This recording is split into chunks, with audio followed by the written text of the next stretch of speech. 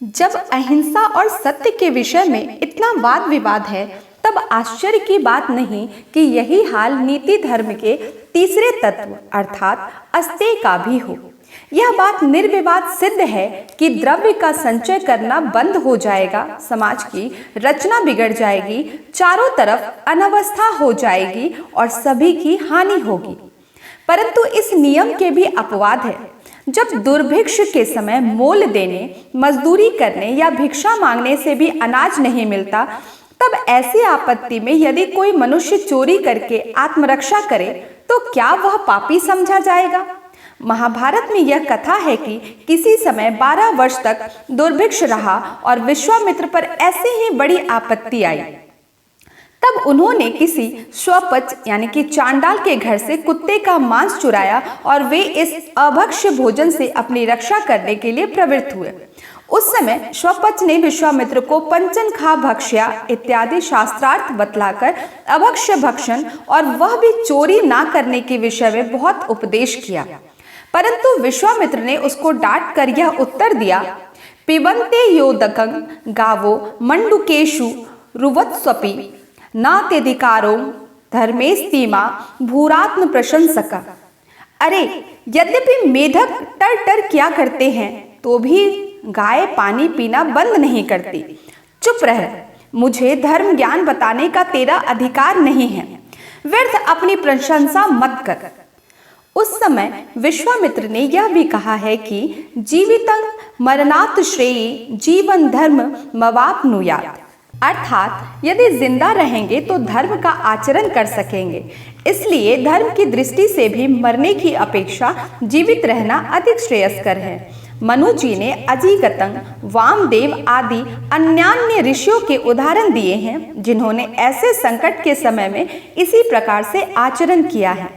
Halves नामक अंग्रेज ग्रंथकार लिखता है कि किसी कठिन अकाल के समय जब अनाज मोल ना मिले या दान भी ना मिले, तब यदि पेट भरने के लिए कोई चोरी या साहस कर्म करे तो उसका यह अपराध माफ समझा जाता है। और मिल ने तो यहाँ तक लिखा है कि ऐसे समय चोरी करके अपने प्राण बचा ले, यही मनुष्य का कर्तव्य है। मरने से जिंदा रहना श्रेयस्कर है। क्या विश्वामित्र का यह तत्व सर्वथा अपवाद रहित कहा जा सकता है? इस जगत में सिर्फ जिंदा रहना ही पुरुषार्थ नहीं है। कौवे भी काक बलि खाकर कई वर्षों तक जीते रहते हैं। इसीलिए वीर पत्नी विदुला अपने पुत्र से कहती है कि बिछौने पर पड़े पड़े सड़ जाने या घर में से 100 वर्ष की आयु को व्यर्थ व्यतीत कर देने की अपेक्षा यदि तू एक क्षण भी अपने पराक्रम की ज्योति प्रकट करके मर जाएगा तो अच्छा होगा।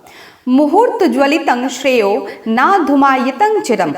यदि यह बात सच है कि आज नहीं तो कल, अंत में 100 वर्ष के बाद तो मरना जरूरी है, तो फिर उसके लिए रोने या डरने से क्या लाभ है? अध्यात्म शास्त्र की दृष्टि से तो आत्मा नित्य और अमर है। इसलिए मृत्यु का विचार करते समय प्रारब्ध कर्मानुसार प्राप्त सिर्फ इस शरीर का ही विचार बाकी रह जाता है। अच्छा, यह तो सब जानते हैं कि यह शरीर नाशवान है, परंतु आत्मा के कल्याण के लिए इस जगत में जो कुछ करना है उसका एकमात्र साधन यही नाशवान मनुष्य देह है। इसीलिए मनु ने कहा है कि आत्मानं सत्तं रक्षेत दारैरपि धनैरपि, अर्थात स्त्री और संपत्ति की अपेक्षा हमको पहले स्वयं अपनी ही रक्षा करनी चाहिए। यद्यपि मनुष्य देह दुर्लभ और नाशवान भी है, तथापि जब उसका नाश करके उससे भी अधिक किसी शाश्वत वस्तु की प्राप्ति कर लेनी होती है, जैसे देश, धर्म और सत्य के लिए अपनी प्रतिज्ञा, व्रत और विरत की रक्षा के लिए एवं इज्जत, कीर्ति, सर्वभूत हित के लिए, तब ऐसे समय पर अनेक महात्माओं ने इस तीव्र कर्तव्याग्नि में अपने प्राणों की भी आनंद से आहुति दे दी है। रघुवंश में कहा है कि जब राजा दिलीप अपने गुरु वशिष्ठ की गाय की सिंह से रक्षा करने के लिए उसको अपने शरीर का बलिदान देने को तैयार हो गया, तब वह सिंह से बोला कि हमारे समान पुरुषों की इस पंच भौतिक शरीर के विषय में अनास्था रहती है, अतएव तू मेरे इस जड़ शरीर के बदले मेरे यश स्वरूपी शरीर की ओर ध्यान दे। कथा सरित सागर और नागानंद नाटक में यह वर्णन है कि सर्पों की रक्षा करने के लिए जीमूतवाहन ने गरुड़ को स्वयं अपना शरीर अर्पण कर दिया।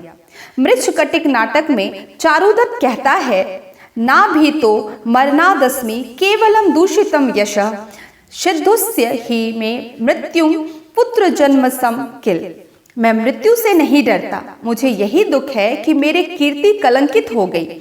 यदि कीर्ति शुद्ध रहे और मृत्यु आ जाए तो मैं उसको पुत्र के उत्सव के समान मानूंगा। इसी तत्व के आधार पर महाभारत के वन पर्व और शांति पर्व में राजा शिबी और दधीचि ऋषि की कथाओं का वर्णन किया गया है। जब धर्म राजशयन पक्षी का रूप धारण करके कपोत के पीछे उड़े और जब वह कपोत अपनी रक्षा के लिए राजा शिबी की शरण में गया, तब राजा ने स्वयं अपने शरीर का मांस काटकर इस शयन पक्षी को दिया और शरणागत कपोत की रक्षा की।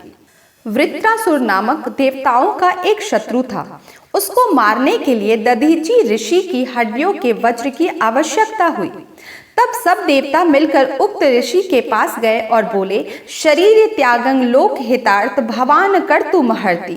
हे महाराज, सब लोगों के कल्याण के लिए आप देह त्याग कीजिए। यह विनती सुनकर दधीचि ऋषि ने बड़े आनंद से अपना शरीर त्याग दिया और अपनी हड्डियां देवताओं को दे दी। एक समय की बात है कि इंद्र ब्राह्मण का रूप धारण करके दानासुर कर्ण के पास कवच और कुंडल मांगने आया। कर्ण इन कवच कुंडलों को पहने हुए ही जन्मा था। जब सूर्य ने जाना कि इंद्र कवच कुंडल मांगने जा रहा है, तब उसने पहले से ही कर्ण को सूचना दे दी कि तुम अपने कवच कुंडल किसी को दान मत दो। यह सूचना देते समय सूर्य ने कर्ण से कहा, इसमें संदेह नहीं कि तू बड़ा दानी है, परंतु यदि तू अपने कवच कुंडल दान में देगा तो तेरे जीवन की ही हानि हो जाएगी। इसलिए तू इन्हें किसी को ना दे, क्योंकि तन जाने पर कीर्ति का क्या उपयोग। मृतस्य कीर्त्या किम कार्यम। यह सुनकर कर्ण ने स्पष्ट उत्तर दिया कि जीविते नापि में रक्षा कीर्ति स्तद्विधि में व्रतम, अर्थात जान भले ही चली जाए तो भी कुछ परवाह नहीं, परंतु अपनी कीर्ति की रक्षा करना ही मेरा व्रत है। सारांश यह है कि यदि मर जाएगा तो स्वर्ग की प्राप्ति होगी और जीत जाएगा तो पृथ्वी का राज्य मिलेगा इत्यादि क्षत्र धर्म और स्वध में निधन श्रेय। यह सिद्धांत उक्त तत्व पर ही अवलंबित है। इसी तत्व के अनुसार श्री समर्थ रामदास स्वामी कहते हैं, कीर्ति की ओर देखने से सुख नहीं है और सुख की ओर देखने से कीर्ति नहीं मिलती। और वे उपदेश भी करते हैं कि हे सज्जन मन, ऐसा काम कर जिससे मरने पर कीर्ति बची रहे। यहाँ प्रश्न हो सकता है कि यद्यपि परोपकार से कीर्ति प्राप्त होती है, तथापि मृत्यु के बाद कीर्ति का क्या उपयोग, अथवा किसी सभ्य मनुष्य को अब कीर्ति की अपेक्षा मर जाना या जिंदा रहने से परोपकार करना अधिक प्रिय क्यों मालूम होता है।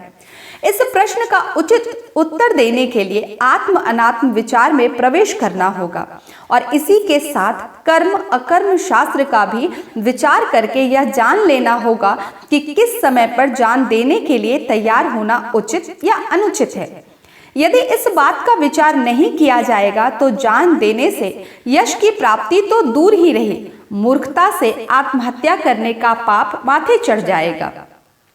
माता पिता गुरु आदि वंदनीय हैं और पूजनीय पुरुषों की पूजा तथा शुश्रूषा करना भी सर्वमान्य धर्मों में से एक प्रधान धर्म समझा जाता है। यदि ऐसा ना हो तो कुटुंब, गुरुकुल और सारे समाज की व्यवस्था ठीक ठीक कभी ना रह सकेगी। यही कारण है कि सिर्फ स्मृति ग्रंथों ही में नहीं किंतु उपनिषदों में भी सत्यंवद धर्मचार कहा गया है। और जब शिष्य का अध्ययन पूरा हो जाता है और वह अपने घर जाने लगता है, तब प्रत्येक गुरु का उसे यही उपदेश होता था कि मातृदेवो भव, पितृदेवो भव, आचार्य देवो भव। महाभारत के ब्राह्मण व्याध आख्यान का तात्पर्य भी यही है, परंतु इसमें भी कभी कभी अकल्पित बाधाएं खड़ी हो जाती है। देखिए, मनु जी कहते हैं, उपाध्यायन दशाचार्यं आचार्यणं शतं पिता सहस्रं तु पितॄन् माता गौरवेणातिरिच्यते। 10 उपाध्यायों से आचार्य और 100 आचार्य से पिता, 1000 पिताओं से माता का गौरव अधिक है। इतना होने पर भी यह कथा प्रसिद्ध है कि परशुराम की माता ने कुछ अपराध किया था, इसलिए उसने अपने पिता की आज्ञा से अपने माता को मार डाला। शांति पर्व के चिरकारी कोप आख्यान में अनेक साधक बाधक प्रमाणों सहित इस बात का एक स्वतंत्र अध्याय में विस्तृत विवेचन किया गया है कि पिता की आज्ञा से माता का वध करना श्रेयस्कर है या पिता की आज्ञा का भंग करना श्रेयस्कर है। इससे स्पष्ट जाना जाता है कि महाभारत के समय ऐसे सूक्ष्म प्रसंगों की नीति शास्त्र की दृष्टि से चर्चा करने की पद्धति जारी थी। यह बात छोटों से लेकर बड़ों तक सब लोगों को मालूम है कि पिता की प्रतिज्ञा को सत्य करने के लिए उनकी आज्ञा से रामचंद्र ने 14 वर्ष वनवास किया, परंतु माता के संबंध में जो न्याय ऊपर कहा गया है वही पिता के संबंध में भी उपर्युक्त होने का समय कभी कभी आ जाता है। जैसे मान लीजिए कोई लड़का अपने पराक्रम से राजा हो गया और उसका पिता एक अपराधी के नाते इंसाफ के लिए उसके सामने लाया गया। इस अवस्था में वह लड़का क्या करे?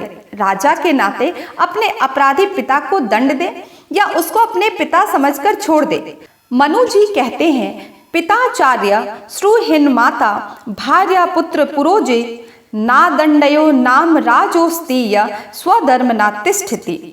पिता, आचार्य, मित्र, माता, स्त्री, पुत्र या पुरोहित, इनमें से कोई भी यदि अपने धर्म के अनुसार ना चले तो वह राजा के लिए भी दंड नहीं हो सकता, अर्थात राजा उसको उचित दंड दे, क्योंकि इस जगह पुत्र धर्म की योग्यता से राजधर्म की योग्यता अधिक है। उस न्याय का उदाहरण भारत और रामायण दोनों में है कि सूर्यवंश के महापराक्रमी सागर राजा ने अपने लड़के को देश से निकाल दिया था क्योंकि वह नासमझ और दुराचारी था और प्रजा को दुख दिया करता था। मनुस्मृतियों में भी यह कथा है कि अंगिरस नामक एक ऋषि को छोटी अवस्था में बहुत ज्ञान हो गया था, इसलिए उसके काका, मामा आदि बड़े बूढ़े रिश्तेदार उसके पास अध्ययन करने लगे। एक दिन पाठ पढ़ाते पढ़ाते अंगिरस ने कहा, पुत्र का इति होवाच ज्ञान परिगृह्यतान। बस यह कहकर सब वृद्ध जन क्रोध से लाल पीले हो गए और कहने लगे कि यह लड़का मस्त हो गया है। उसको उचित दंड दिलाने के लिए उन लोगों ने देवताओं से शिकायत की। देवताओं ने दोनों पक्षों का कहना सुन लिया और यह निर्णय किया कि अंगिरस ने जो कुछ तुम्हें कहा वही न्याय है। इसका कारण यह है, ना तेन वृद्धो भवति ये नास्य पलितं शिरा यो वै युवाप्यधिनायस्त देवा स्थविरं विदुः। सिर के बाल सफेद हो जाने से ही कोई मनुष्य वृद्ध नहीं कहा जा सकता। देवगण उसी को वृद्ध कहते हैं जो तरुण होने पर भी ज्ञानवान हो। यह तत्व मनु जी और व्यास जी ही को नहीं किंतु बुद्ध को भी मान्य था, क्योंकि मनुस्मृति के उक्त श्लोक का पहला चरण धम्मपद नाम के पाली भाषा के प्रसिद्ध नीति विषयक बौद्ध ग्रंथ में अक्षरशः आया है और उसके आगे यह भी कहा गया है कि जो सिर्फ अवस्था से ही वृद्ध हो गया है उसका जीवन व्यर्थ है। यथार्थ में धार्मिष्ठ और वृद्ध होने के लिए सत्य, अहिंसा आदि सद्गुणों की आवश्यकता है। चुल्लवग में स्वयं बुद्ध की यह आज्ञा है कि यद्यपि धर्म का निरूपण करने वाला भिक्षु नया हो, तथापि वह ऊंचे आसन पर बैठे और उन वयोवृद्ध भिक्षुओं को भी उपदेश करे जिन्होंने उसके पहले दीक्षा पाई हो। यह कथा सब लोग जानते हैं कि प्रहलाद ने अपने पिता हिरण्यकश्यप की अवज्ञा करके भागवत प्राप्ति कैसे कर ली थी। इससे यह जान पड़ता है कि छोटे बड़े नहीं तो जब कभी पिता पुत्र के सर्वमान्य नाते से भी कोई दूसरा अधिक बड़ा संबंध उपस्थित होता है, तब उतने समय के लिए निरुपाय होकर पिता पुत्र का नाता भूल जाना पड़ता है। परंतु ऐसे अवसर के लिए ना होते हुए भी यदि कोई मुंहजोर लड़का उक्त नीति का अवलंब करके अपने पिता को गालियां देने लगे तो यह केवल पशु के समान समझा जाएगा। पितामह भीष्म ने युधिष्ठिर से कहा कि गुरुर्गिर्यान पितृतो मातृ शचेति में मति। अर्थात गुरु माता पिता से भी श्रेष्ठ है। परंतु महाभारत में यह भी लिखा है कि एक समय मरुत राजा के गुरु ने लोभवश होकर स्वार्थ के लिए उसका त्याग किया। तब मरुत ने कहा, गुरुरेप्य वलिप्तस्य कार्यं मजानात उत्त्वत् प्रतित्रास्य न्यायं भवति शासनम। यदि कोई गुरु इस बात का विचार ना करे कि क्या करना चाहिए और क्या नहीं करना चाहिए, और यदि वह अपने ही घमंड में रहकर टेढ़े रास्ते से चले, तो उसको शासन करना उचित है। उक्त श्लोक महाभारत में 4 स्थानों में पाया जाता है। इनमें से पहले स्थान में वही पाठ है जो ऊपर दिया गया है। अन्य स्थानों में चौथे चरण के स्थान में दंडो भवति शाश्वतः अथवा परित्यागो विधीयते यह पाठांतर भी है। परंतु वाल्मीकि रामायण में जहाँ यह श्लोक है वहाँ ऐसा ही पाठ है जैसा ऊपर दिया गया है, इसलिए हमने इस ग्रंथ में उसी को स्वीकार किया है। इस श्लोक में जिस तत्व का वर्णन किया गया है उसी के आधार पर भीष्म पितामह ने परशुराम से और अर्जुन ने द्रोणाचार्य से युद्ध किया।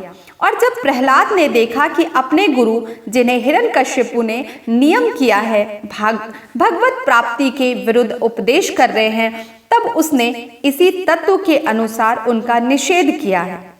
शांति पर्व में भीष्म पितामह श्री कृष्ण से कहते हैं कि यद्यपि गुरु पूजनीय है, तथापि उसको भी नीति की मर्यादा का पालन करना चाहिए, नहीं तो समयत्यागिनो लुब्धान गुरुनपि शकेशव निहंति समरे पापान क्षत्रिय सहि धर्मवित्।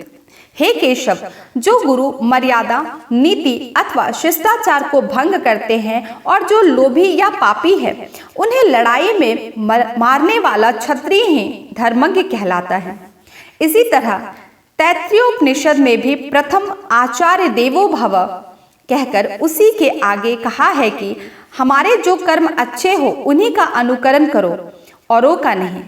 यान्यास्माको सुचरितानि तानि तयोपास्यानि नो इतराणि।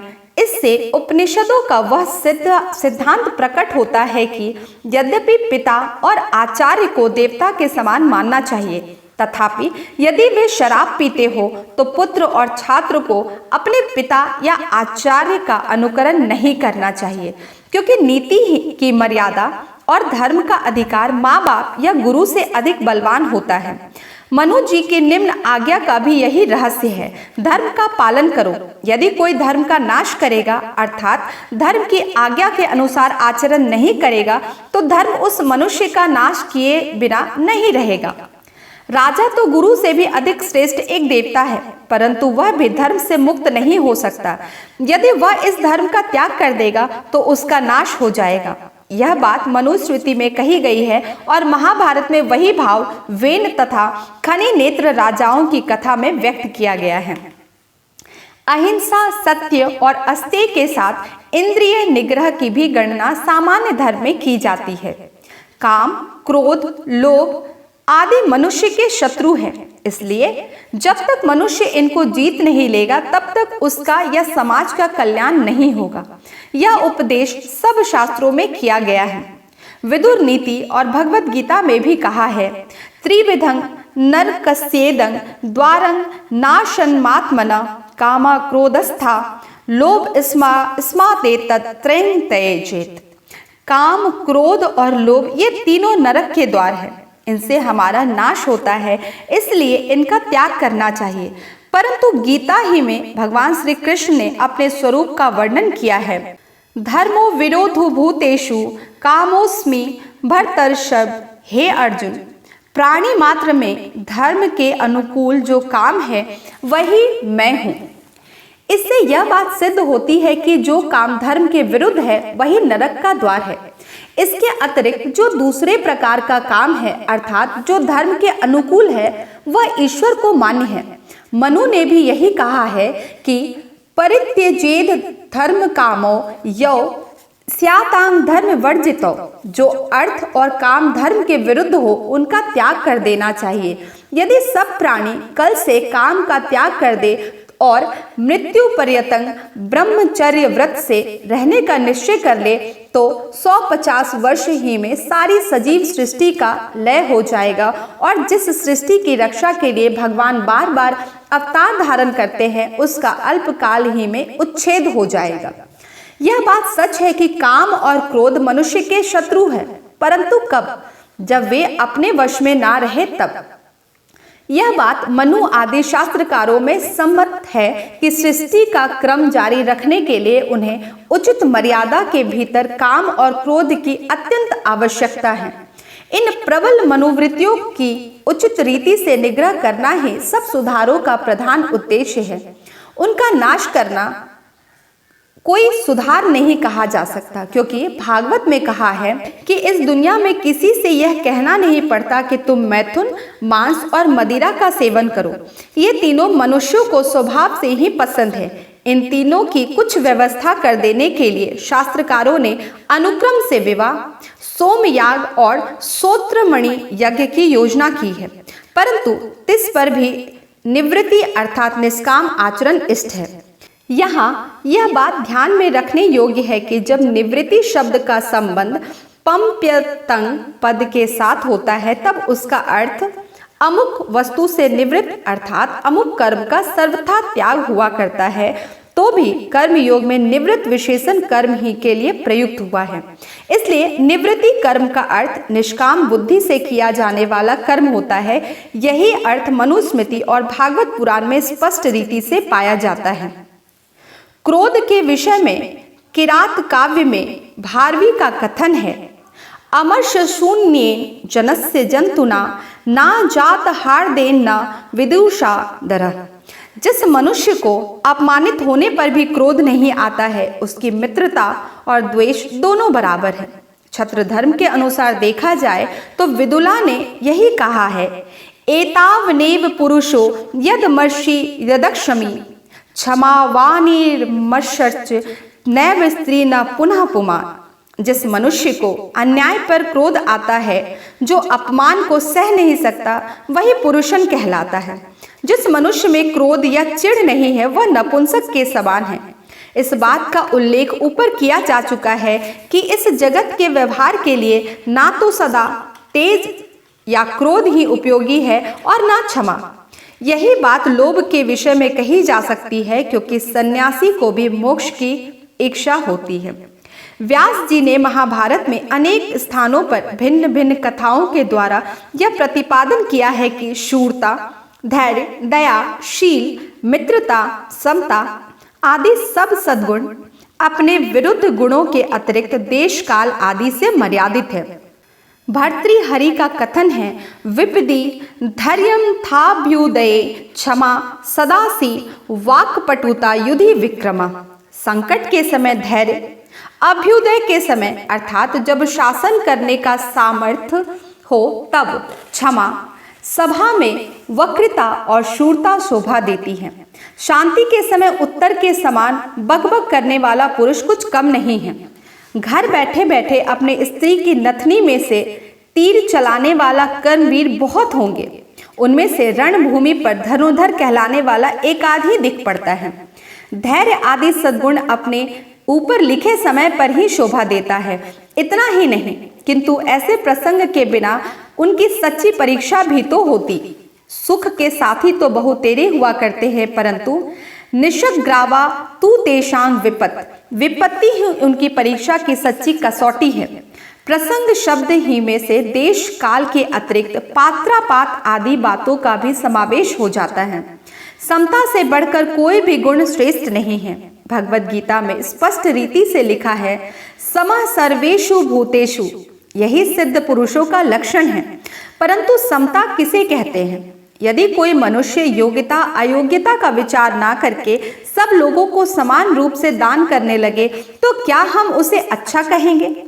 इस प्रश्न का निर्णय भगवद गीता में इस प्रकार किया है, देशे काले च पात्रे च तद्वानं सात्वितं विदुः। देश, काल और पात्रता का विचार करके जो दान किया जाता है वही सात्विक कहलाता है। काल की मर्यादा सिर्फ वर्तमान काल के लिए ही नहीं होती। जो जो समय बदलता जाता है त्यों-त्यों व्यावहारिक धर्म में भी परिवर्तन होता जाता है।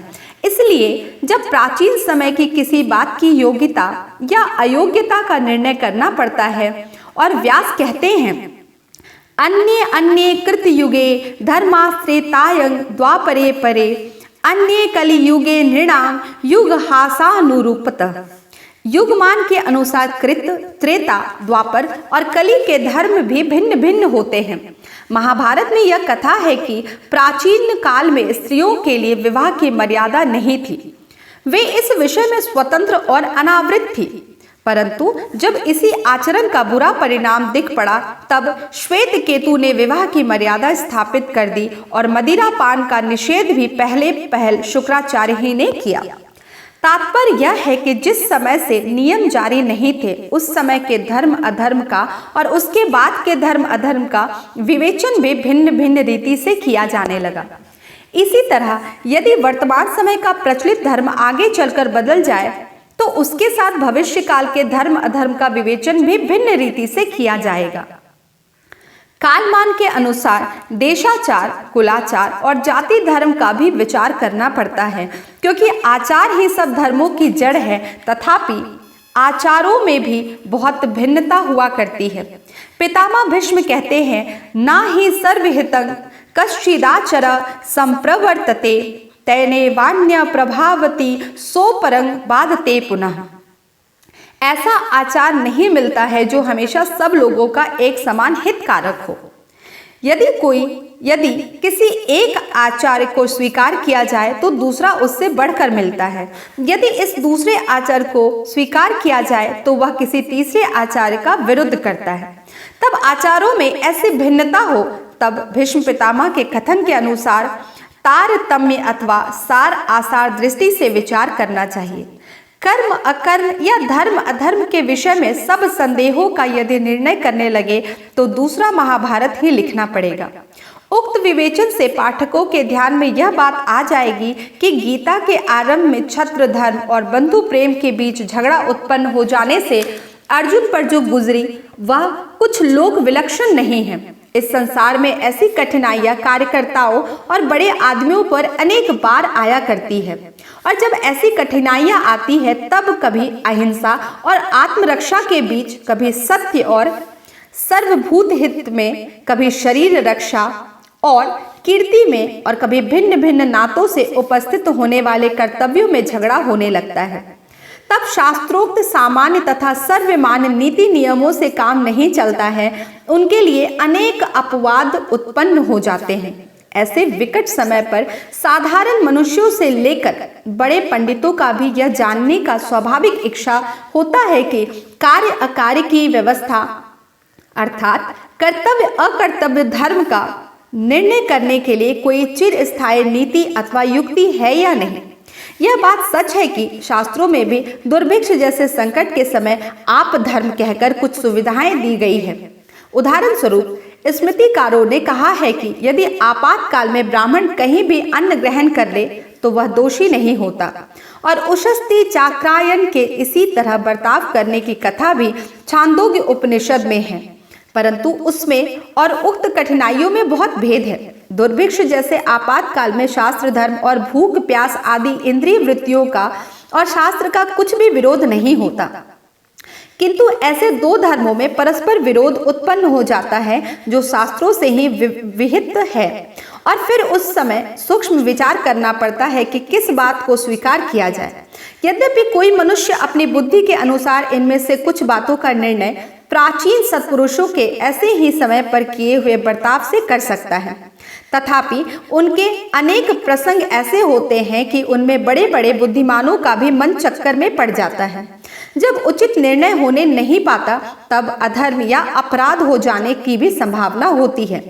इस दृष्टि से विचार करने पर मालूम होता है कि धर्म अधर्म या कर्म अकर्म का विवेचन एक स्वतंत्र शास्त्र ही है, जो न्याय तथा व्याकरण से भी अधिक गहन है। प्राचीन संस्कृत ग्रंथों में नीति शास्त्र शब्द का उपयोग प्रायः राजनीति शास्त्र विषय के लिए ही किया गया है, और कर्तव्य अकर्तव्य के विवेचन को धर्मशास्त्र कहते हैं। परंतु आजकल नीति शब्द ही में कर्तव्य अथवा सदाचरण का भी समावेश किया जाता है। इसलिए हमने वर्तमान पद्धति के अनुसार इस ग्रंथ में धर्म अधर्म या कर्म अकर्म के विवेचन को नीति शास्त्र कहा है। नीति कर्म अकर्म या धर्म अधर्म के विवेचन का यह शास्त्र बड़ा गहन है। यह भाव प्रकट करने के लिए सूक्ष्म गणति ही धर्मस्य अर्थात धर्म या व्यावहारिक नीति धर्म का स्वरूप है। यह वचन महाभारत में कई जगह उपयुक्त हुआ है। 5 पांडवों ने मिलकर अकेली द्रौपदी के साथ विवाह कैसे किया। द्रौपदी के वस्त्रहरण के समय भीष्म द्रोण आदि सत्पुरुष शून्य होकर हृदय चुपचाप क्यों बैठ गए। दुष्ट दुर्योधन की ओर से युद्ध करते समय और द्रोणाचार्य ने अपने पक्ष का समर्थन करने के लिए जो यह सिद्धांत बतलाया कि अर्थस्य पुरुषो दास दासस्त्वर्थो न कस्याचित, पुरुष अर्थ यानी संपत्ति दास है, अर्थ किसी का दास नहीं हो सकता। यह बात सच है या झूठ। यदि सेवा धर्म कुत्ते की वृत्ति के समान निंदनीय माना जाता है, जैसे सेवा शववृत्ता राख्याता, तो अर्थ के साथ दास हो जाने के बदले भीष्म आदियों ने दुर्योधन की सेवा ही का त्याग क्यों नहीं कर दिया। इन अनेकों प्रश्नों का निर्णय करना बहुत कठिन है, क्योंकि प्रसंगों के अनुसार भिन्न भिन्न मनुष्यों के भिन्न भिन्न अनुमान या निर्णय हुआ करते हैं। यही नहीं, समझना चाहिए कि धर्म के तत्व सिर्फ सूक्ष्म ही है। सूक्ष्मा गणति ही धर्मस्य। यह भी लिखा गया है, यह भी कहा गया है कि बहुशाखा हृदंतिका अर्थात उसकी शाखाएं अनेक हैं और उससे निकलने वाले अनुमान भी भिन्न भिन्न हैं। तुलाधार और जाजली के संवाद में धर्म का विवेचन करते समय तुलाधार भी यही कहता है कि सूक्ष्मात्मन स विज्ञातुम शक्यते बहुनिवृह अर्थात धर्म सूक्ष्म और पेचीदा होता है, इसलिए वह समझ में नहीं आता। महाभारतकार व्यास जी इन सूक्ष्म प्रसंगों को अच्छी तरह जानते थे, इसलिए उन्होंने यह समझा देने के उद्देश्य से ही अपने ग्रंथ में अनेक भिन्न भिन्न कथाओं का संग्रह किया है कि प्राचीन समय के सत्पुरुषों ने ऐसे कठिन प्रसंगों पर कैसा बर्ताव किया था। परंतु शास्त्र पद्धति से सब विषयों का विवेचन करके उसका सामान्य रहस्य महाभारत सरीखे धर्म ग्रंथ में कहीं बतला देना आवश्यक था। इस रहस्य या मर्म का प्रतिपादन अर्जुन की कर्तव्य मूर्ता को दूर करने के लिए भगवान श्री कृष्ण ने पहले जो उपदेश दिया था, उसी के आधार पर व्यास जी ने भगवत गीता में किया है। इससे गीता महाभारत का रहस्योपनिषद और शिरोभूषण हो गई है और महाभारत गीता में प्रतिपादित मूलभूत कर्म तत्वों का उदाहरण सहित विस्तृत व्याख्यान हो गया है। इस बात की ओर उन लोगों को अवश्य ध्यान देना चाहिए जो यह कहा करते हैं कि महाभारत ग्रंथ में गीता बाद में घुसेड़ दी गई है। हम तो यही समझते हैं कि यदि गीता की कोई अपूर्वता या विशेषता है तो वह यही है कि जिसका उल्लेख ऊपर दिया गया है। कारण यह है कि यद्यपि केवल मोक्ष शास्त्र अथवा अर्थात वेदांत का प्रतिपादन करने वाले उपनिषद आदि तथा अहिंसा आदि सदाचार के लिए सिर्फ नियम बनाने वाले स्मृति आदि अनेक ग्रंथ हैं, तथापि वेदांत के गहन तत्वज्ञान के आधार पर कार्य व्यवस्थित करने वाला गीता के समान कोई दूसरा प्राचीन ग्रंथ संस्कृत साहित्य में दिख नहीं पड़ता। गीता भक्तों को यह बतलाने की आवश्यकता नहीं कि कार्य व्यवस्थित शब्द गीता में प्रयुक्त हुआ है। यह शब्द हमारा मनगढ़ित नहीं है। भगवत गीता के समान योग वशिष्ठ में भी वशिष्ठ मुनि ने श्री रामचंद्र जी को ज्ञान मूलक प्रवृत्ति मार्ग ही का उपदेश किया है, परंतु यह ग्रंथ गीता के बाद का यह है और गीता का अनुकरण किया है। अतएव ऐसे ग्रंथ से गीता के उस अपूर्वता या विशेषता में जो ऊपर कही गई है कोई बाधा नहीं आती है।